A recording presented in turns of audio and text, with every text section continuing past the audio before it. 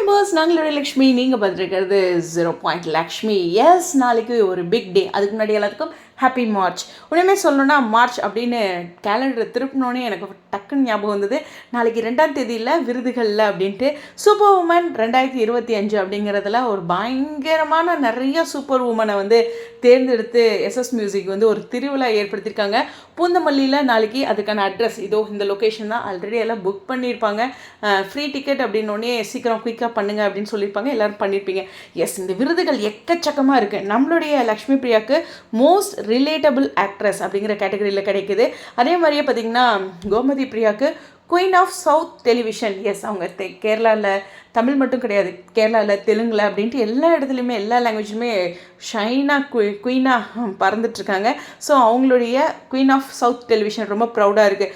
ஷல்மா, நம்மளுடைய ரோஹிணி இருக்காங்களா, அவங்களுக்கு பர்ஃபார்மர் ஆஃப் த இயர்.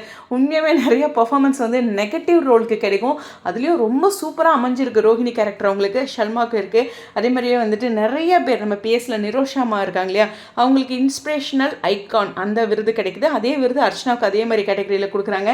அதே மாதிரியே நம்மளுடைய டிடி, அவங்களுடைய அக்கா பிடி, அப்புறம் நம்மளுடைய ஆங்கர் பிரியங்கா, பிக் பாஸ்லேருந்து ஜாக் வராங்க, அது மாதிரி சுனிதா, மைனா அப்படின்னு எக்கச்சக்கமான செலிப்ரிட்டிஸ் வராங்க.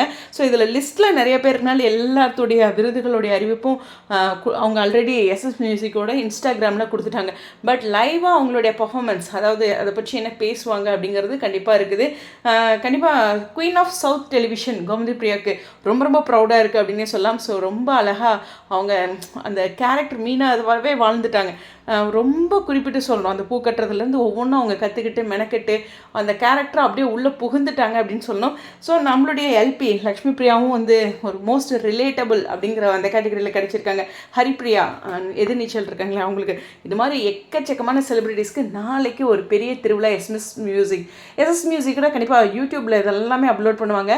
இன்ட்ரெஸ்டிங்காக இருக்கும். பட் அதுக்கு முன்னாடி நம்ம பிள்ளைங்க அங்கேருந்து லொக்கேஷன்லேருந்து நிறைய அப்டேட் தருவாங்க. கண்டிப்பாக அவங்க விருது வாங்குகிற பிக்சர், அவங்களுடைய காஸ்டியூம், இது மாதிரியான அப்டேட்ஸ் மட்டும் நமக்கு இயர்லியராக கிடைக்கும். மற்றபடி நம்ம எல்லாமே வந்து எஸ்எஸ் மியூசிக்கில் பார்த்துக்கலாம். ஓகேவா? உங்களுடைய கருத்துக்கள், அட்வான்ஸ் வாழ்த்துக்கள் இந்த சூப்பர் உமன் 2025 குயின்ஸ் எல்லாத்துக்குமே உங்களுடைய கருத்துக்கள். ஸ்டேடியம்.